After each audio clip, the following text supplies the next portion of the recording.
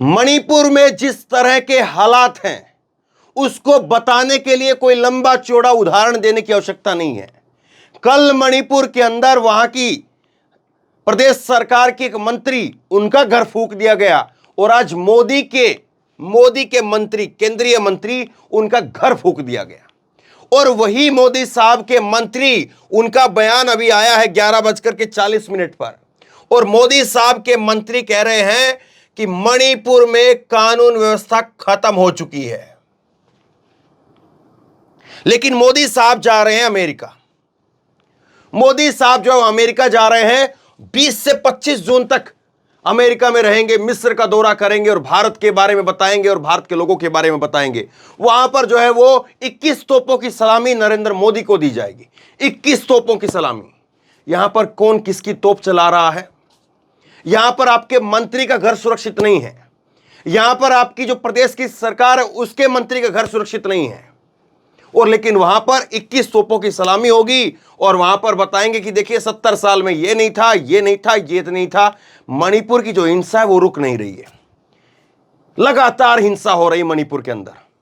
100 से ज्यादा लोगों की मौत हो चुकी है। और मोदी जी कहते हैं रूस का युद्ध, मोदी जी नहीं, उनके समर्थक कहते हैं कि रूस का यूक्रेन का युद्ध रुकवा दिया मोदी ने। भैया, रूस का और यूक्रेन का युद्ध रुकवा सकते हैं तो यहां पर ये मणिपुर की हिंसा क्यों नहीं रुकवा सकते?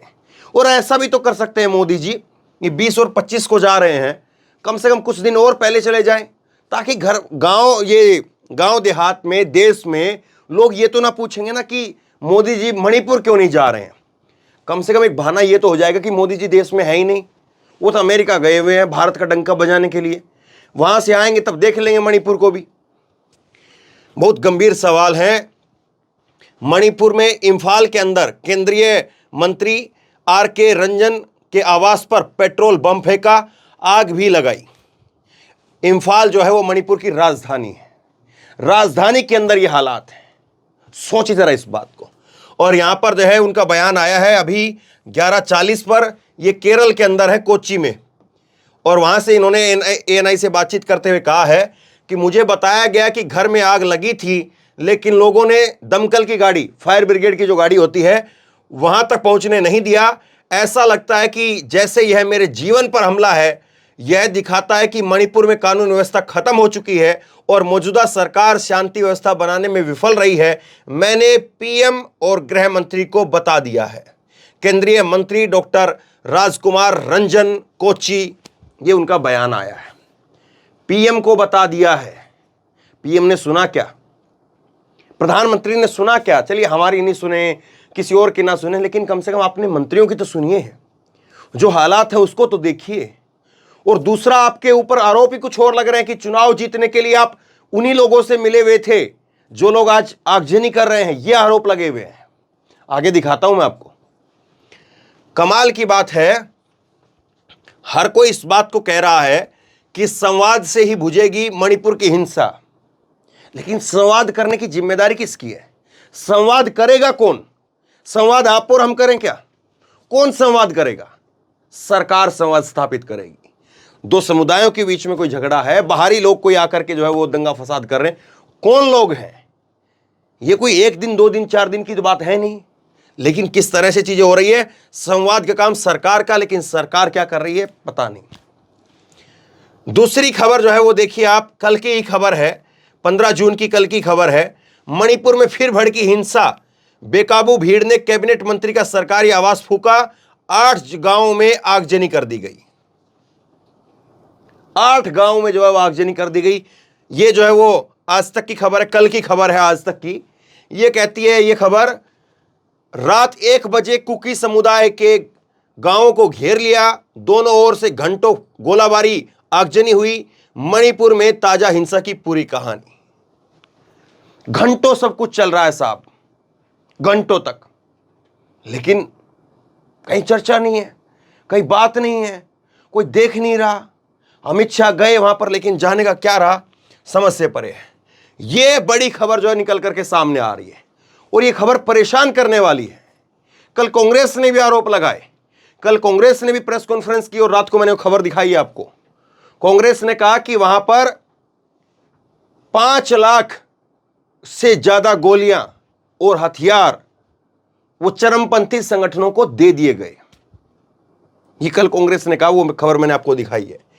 अब ये खबर देखिए, 13 जून की खबर है, ललन टॉप की खबर है। मणिपुर हिंसा उग्रवादी नेता का दावा, हेमंता शर्मा राम माधव से समझौता कर बीजेपी को चुनाव जिताया। क्या कहेंगे आप? दूसरी देखिए आप, उग्रवादी नेता जो है इस बात को कह रहा है और भाजपा संस्कारी पार्टी उसके बारे में कह रहा है। भाजपा के संस्कारी पार्टी के बड़े नेता हेमंता शर्मा और राम माधव, और कल कांग्रेस ने जो कहा था उसमें अमित शाह का नाम भी लिया था। वायर की खबर है, 13 जून की खबर है। 13 जून की वायर की खबर कहती है कि 2017 में मणिपुर चुनाव जीतने के लिए भाजपा ने बागी कुकी समूह से मदद ली थी, रिपोर्ट ये बता रही है। और आगे देखिए, इसमें आगे भी लिखा है, इंडिया टुडे की एक रिपोर्ट बताती है कि एक विद्रोही कुकी संगठन के अध्यक्ष द्वारा 2019 में गृह मंत्री अमित शाह को लिखे पत्र में दावा किया गया था कि 2017 में असम के मुख्यमंत्री हेमंता बिस्वा शर्मा, भाजपा के नेता राम माधव ने मणिपुर विधानसभा चुनाव जीतने के लिए उनसे मदद ली है, विधानसभा चुनाव जीतने के लिए मदद ली है। तो आपने अपना तो जो वजन था वो वैसे ही हल्का कर लिया। वो लोग अब आपको क्या मानेंगे?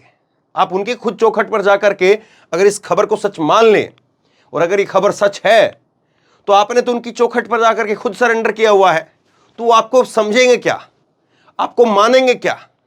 और शायद उसी का नतीजा है कि आज ये हालात हैं। लेकिन प्रधानमंत्री नरेंद्र मोदी जो हैं वो विदेश जा रहे हैं। विदेश से बहुत अच्छी तस्वीरें निकल करके सामने आने वाली हैं। उन तस्वीरों को देखिए, ताली बजाइए। ये प्रभात की खबर है और इसमें साफ तौर पर लिखा है कि संवाद से ही जो है वो मणिपुर की आग बुझेगी। ऐसी विषम परिस्थितियां कभी असम में भी पैदा हुई थी। बोडो संगठन अलग से बोडो राज्य की मांग के लिए आंदोलन कर रहे थे। व्यापक हिंसा हुई थी। लंबे आंदोलन के बाद असम के बोडो बहुले इलाके के लिए अलग प्रशासन क्षेत्र का।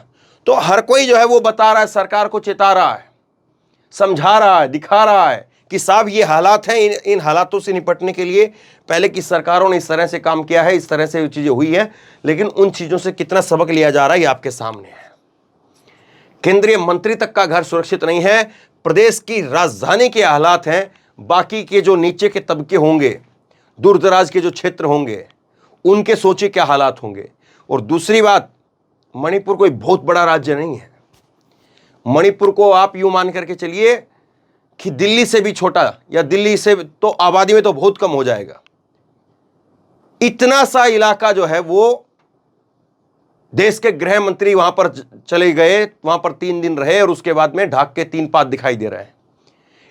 डबल इंजन की सरकार और वहां पर ये हालात है। बाकी की चीजें तो रिपीट करने वाली हो जाएंगी कि कर्नाटक में जाकर के आप बोलते दंगा होगा अगर कांग्रेस की सरकार आ गई तो, लेकिन आपकी सरकार है तो फिर दंगा नहीं हो रहा है। अब सोच करके देखिए, जब प्रधानमंत्री जब विदेश जा रहे हैं और वहां पर 21 तोपों की सलामी का कार्यक्रम है, वहां पर जो है वो अमेरिकी संसद को जो है संबोधित करने का कार्यक्रम है, उन सब के बीच में क्या इनके जहन में बिल्कुल नहीं होगा कि मणिपुर हमारे ही देश का एक राज्य है, वहां पर हिंसा फैली हुई है, लगातार गोलाबारी हो रही है। कल ललन टॉप के एक पत्रकार बता रहे थे कि हालात ये हैं कि गाड़ियां लोग जो है चेक कर रहे हैं, और वो गाड़ियां चेक करने वाले भारतीय सेना के लोग नहीं हैं, अपने से जिस इलाके में जिसका दबदबा है वो चेक कर रहा है। तो क्या ये सारी चीजें नरेंद्र मोदी के जहन में नहीं होगी? जब वो वहां पर खड़े होकर के मोदी मोदी कहलवा रहे होंगे, सुन रहे होंगे, खुशी से जो है वो ऐसे ऐसे करके हाथ कर करके फोटो खिंचवा रहे होंगे, तो उनके जहन में कोई बातें नहीं होंगी? क्या उनकी टेलीप्रोम्प्टर के अंदर, जो टेलीप्रोम्प्टर ऐसे पढ़ेंगे तो उनकी टेलीप्रोम्प्टर के अंदर क्या एक भी लाइन निकल करके नहीं आएगी? क्या उनकी आंखें एक बार भी मणिपुर की हिंसा की तरफ नहीं देखती हैं? मणिपुर के लोगों का कसूर क्या है? क्या मणिपुर के बारे में बात नहीं होनी चाहिए? आखिरकार मोदी जी कब बोलेंगे? क्या यह सवाल नहीं पूछा जाना चाहिए? आप जवानों की शहादत पर नहीं बोलते हैं, आप जो है वो जब राज्यों के अंदर हिंसा हो रही है, जहां पर आपकी डबल इंजन की सरकारें चल रही है, वहां पर नहीं बोलते हैं। चुनाव के समय पर आप बोल देते हैं, लेकिन अब नहीं बोल रहे हैं। तो आपकी कोई जिम्मेदारी नहीं, आपसे कोई सवाल ना पूछा जाए। ये डॉक्टर मनमोहन की सरकार नहीं है, जैसा आपने कहा था। मनमोहन नहीं, डॉक्टर मनमोहन सिंह जी को मनमोहन सिंह बुलाते थे कि चुप रहने वाले मोनी बाबा है। इस तरह की बातें जो है मनमोहन सिंह के बारे में कहते थे, और कहते थे कि ये डॉक्टर साहब को ही कला आती है बाथरूम के अंदर रेनकोट पहन करके नहाना। ये नरेंद्र मोदी के देश की संसद के अंदर कहे हुए शब्द हैं। नरेंद्र मोदी साहब ने देश के अपने से पूर्व जो प्रधानमंत्री हुए डॉक्टर मनमोहन सिंह, उनके लिए कहा कि डॉक्टर साहब को यह कला आती है कि वो रेनकोट पहन करके बाथरूम के अंदर नहा सकते हैं। आपको यह कला कहां से सीखी कि एक राज्य में हिंसा हो रही है और आप बिल्कुल चुप, बिल्कुल चुप? क्यों आखिरकार देश के प्रधानमंत्री संबोधित नहीं करते हैं? आप मन की बात करते हैं, आप सारी बातें करते हैं, लेकिन वहां पर क्यों नहीं हो रही है? सोचिए जरूर इस बात को। क्या मणिपुर में जो कुछ हो रहा है उसको नजरअंदाज किया जा सकता है? कर्नाटक का चुनाव खत्म हो गया, आपके ऑस्ट्रेलिया जापान की जो यात्रा थी वो खत्म हो गई, अब आप अमेरिका की यात्रा करके आ जाएंगे। लेकिन क्या मणिपुर में जो कुछ हो रहा है उसके बारे में जिम्मेदारी लेना, उसके बारे में बात करना, उसको स्थिति को नॉर्मल करना, सुलझाना, शांति स्थापित करना, ये किसका काम है? या आपका काम केवल ये रह गया कि तालियां बजवाना? सोचिए जरूर इस बात को। शेयर करिए इस खबर को, मणिपुर के लोगों के लिए शेयर करिए। आप क्या सोचते हैं नीचे कमेंट बॉक्स में लिख करके जरूर बताइए। इस तरह की तमाम खबरों के लिए ऑनलाइन न्यूज़ इंडिया को सब्सक्राइब कीजिए, साथ में जो बेल आइकन है घंटी उसको जरूर दबाइए, ताकि जैसे कोई खबर अपलोड करें उसकी नोटिफिकेशन सीधे सबसे पहले आपको मिल सके। धन्यवाद।